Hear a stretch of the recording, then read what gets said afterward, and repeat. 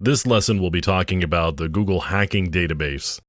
Several years ago, a guy by the name of Johnny Long put this Google hacking database together to begin to compile a list of searches that would bring up interesting information. Johnny has also written a couple of books on Google hacking. So we're at the Google hacking database website here, and you can see them talk about Google Dorks, and there's a list here of the latest Google hacking entries. And they also have a number of categories that you can look through to find some specific things that you may be interested in. Of course, you can also search specific information that you may be looking for with regards to a specific product, for example. Like here's one on Joomla. There's also information about files containing usernames. This is always interesting. You don't necessarily get the passwords here, but a username can sometimes get you a foothold into some password cracking attempts. You can do some brute force checking, and you can see here it talks about the type of search it is and what it reveals. And you can just click here on the Google search and it will actually bring up Google with the list of responses that Google generates.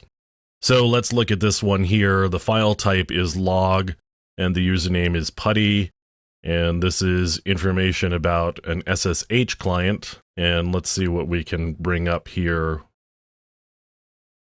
So here's a putty log. You can see they're using username ec2-user. So they're logging into an Amazon Linux system, which it says right here in the middle, although EC2 is the product that Amazon uses for some of their cloud computing. And if we continue to scroll down, there's a lot of interesting information in here. So somehow somebody's got a putty log that has logged a lot of information, and they've just got it up on a website. So looking through a little bit more, we can see a number of other things. There's vulnerable servers, which can bring up interesting information about specific server types. Here's one here, find servers vulnerable to the CVE 2007-5423 exploit. So you can find servers that are vulnerable to specific exploits. If you were looking to see if your client, for example, may have a server that's vulnerable, you may want to do that type of search. Error messages are really interesting. They often provide, as this says here, way too much information. And let's just bring up one of these searches just for fun. We're going to look for some PHP data. And as we've mentioned before, sometimes you're not going to always get everything that's a hit. Sometimes it requires a little bit more.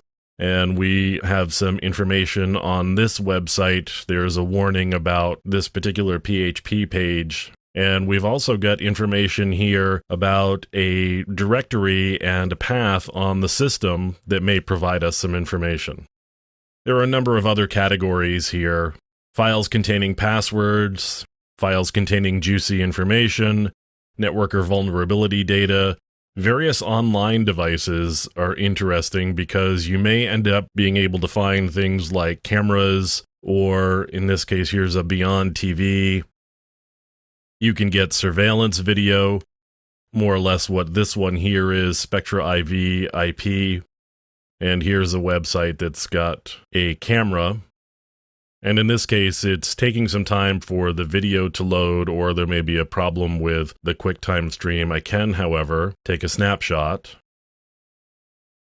and then open it up. And there's the snapshot, so you can see that the video is actually working.